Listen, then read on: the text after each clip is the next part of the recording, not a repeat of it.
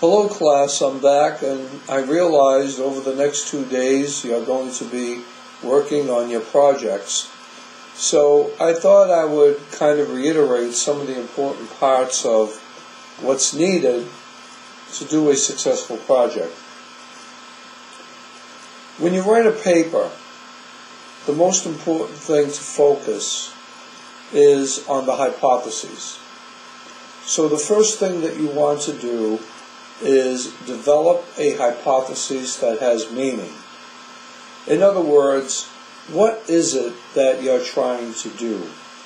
What is it that you are attempting to talk about that has your passion, your relevance, your understanding of a particular leader? The hypothesis does not have to be proven. And it doesn't really have to have any content validity at the time, only it documents what you believe now to be true before you actually do your research. So a simple hypothesis is nothing more than an if-then statement that defines basically what it is that you believe at this time. For example, if you thought when it rained the sky was blue, well, that's your hypothesis. When it rains, the sky is blue. Well, all of the goals and objectives that support that hypothesis will essentially be focused on what happens when it rains. That may be one goal. Or what happens when the sky is blue. That's another goal. Another thing is what happens when it rains and the sky is blue.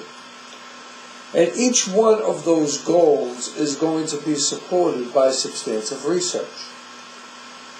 So you're going to give your opinions, you're going to explain what you believe to be true for that particular goal, and then you're going to document all of the research that supports your beliefs. And then each section will have its own conclusion. As I said earlier, each one of these goals becomes a separate section of your paper. You could have 3, 4, or 5 goals to support your hypotheses. What I am essentially looking for is for you to come up with a hypothesis, maybe 4 or 5 goals that support that hypothesis, and substantive research that backs up each section of those goals. This will compile about 5 or 6 pages, double-spaced, written in APA or MLA. But essentially, it's an easy way to accomplish a particular outline. And just write your hypotheses, come up with your goals. Each goal becomes a separate section of your paper. You will then have a summary based on what you've discovered when you researched each one of your sections that support your hypotheses. And after you write that summary, you will have a conclusion. The conclusion and the summary shouldn't be more than, in total, a couple of pages. What the conclusion will actually do is compare your summary to your hypotheses, and you will find out if what you believed about your leader or your project, whatever it is that you want to talk about in leadership, is essentially what you thought initially. In other words, is what you came out with the same as what you thought in the first place, or is it different? And if it's different, why? And then after that, you have a reference page. Your project is done.